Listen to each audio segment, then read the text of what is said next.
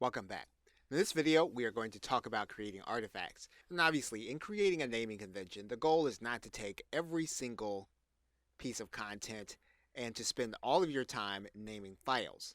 However, you do want to make sure that those things that are going to remain a permanent part of your record, you want to make sure that you take the time to archive them properly.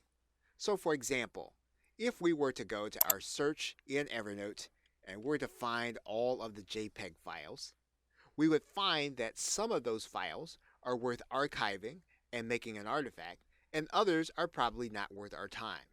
So for example, we might see a file that looks like this, which is just basically a header. We would probably not archive or create an artifact from this. However, we might find that there is an image that we actually will. We find that image, what we're going to do is we're actually going to take the time and we are going to work with the tools in Evernote. So the first thing we're going to do is we're going to right click this image and we're going to add in the name of the image that we want. And so you'll notice that this is called Evernote Snapshot. Well, we're going to change that to be something that's going to be more relevant to the project. So what we'll do is we'll take the image and we will rename it as according to our own naming convention, but we give it a searchable name. So we're going to go ahead and then click OK. We might then want to also write notes on the image. We can do that with the annotate feature inside of Evernote. And it'll give us a picture of the image, and what we can do is we can actually write in what we want to take note of about this image. And so we can write in something that probably represents what we want to remember about a specific image.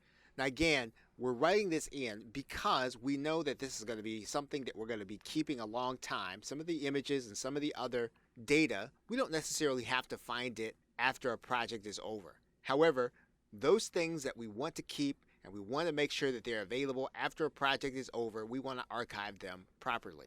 And once we've completed our annotations, we're going to go to File, and then we're going to click Save and Exit. And basically what we've done is we've made this image even more findable than it was before. And again, what we're trying to do is we're trying to make sure that if we're going to have a document that's going to remain for a long period of time, even after the project is over, we want it to be very findable, and we can always do that by annotating as well as renaming a specific image. Okay, so with that, thanks, and I will see you in another video.